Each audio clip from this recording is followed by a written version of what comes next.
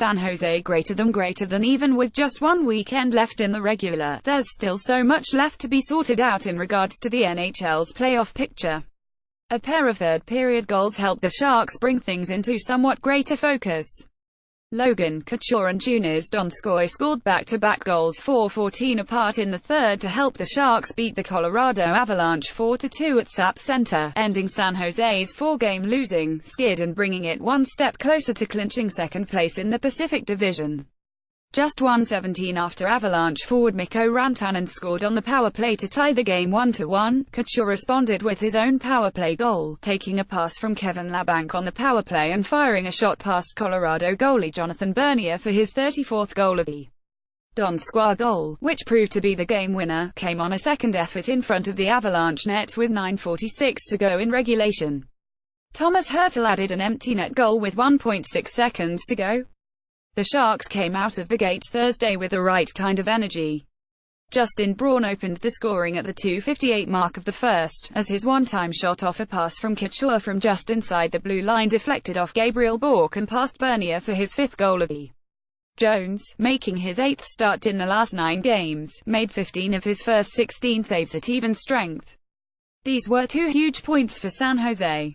The Sharks have discovered that their 8-game win streak from March 12 to the 26th of May have been good enough to help earn a playoff spot, but only went so far in terms of securing home ice advantage for the first round of the playoffs. On the morning of March 27, the Sharks were alone in second place in the division with 97 points, 6 back of first place Vegas and 6 in front of Anaheim and Los Angeles. Since then the Sharks lost in overtime in St. Louis, then dropped 3 straight in regulation to Nashville, Vegas and Dallas.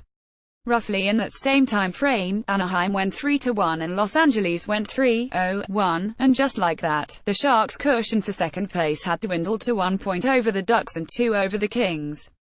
The Kings were hosting the Minnesota Wild late Thursday night.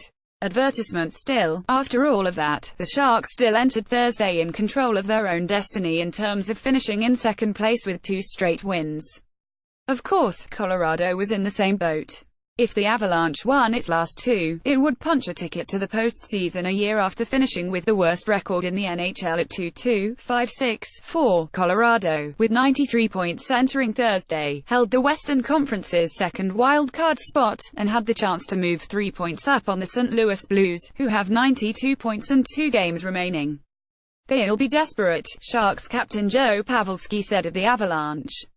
"For us, we should be able to match that, no problem, because we still want to work for home ice here and get this thing going in the right direction again." Forward Evander Kane missed his 2nd straight game with an undisclosed injury, but insisted Thursday morning he'll be ready for the start of the NHL playoffs next week. "As long as I've got 2 arms and 2 legs, I'll be playing no matter what," Kane said Thursday morning.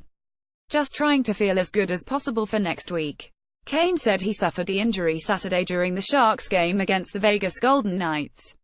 Kane has 9 goals and 5 assists in 16 games with the Sharks. "I'm feeling better from where I was earlier in the week, for sure," Kane said Thursday morning. "Just trying to keep the focus on what's important. I've kind of tended to rush back from things like this in the past. Trying to learn from it and be a little smarter, because next week is kind of when the important games start." Kane's availability for Saturday's game is also in question. Forward Melker Karlsson was scratched for health reasons, missing his first action since March 8-12 when he was out with a lower body injury. Karlsson took some contact in Tuesday's game when he was elbowed by Dallas Mark Metto, but Sharks coach Pete DuBois said the injury is not related to that game and that he has been dealing with something for a little while. Forwards Joe Thornton knee, Eric Fehr lower body, Barclay Goodrow broken finger all skated Thursday morning, but remained out. Defenseman Joakim Ryan was a healthy scratch for the 2nd straight game.